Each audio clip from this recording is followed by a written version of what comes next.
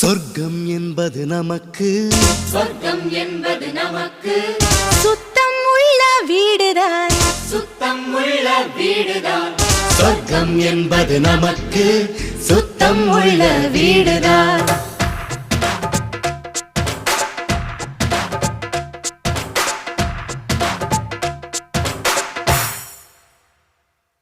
சொர்க்கம் என்பது நமக்கு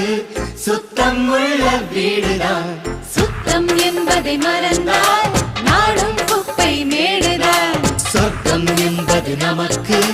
சுத்தம் உள்ள வீடுதான் சுத்தம் என்பதை மறந்தால் நாடும் குப்பை மேடுதான் உலாவும் நிலாவில் வெள்ளை அடிக்கலாம் எங்கே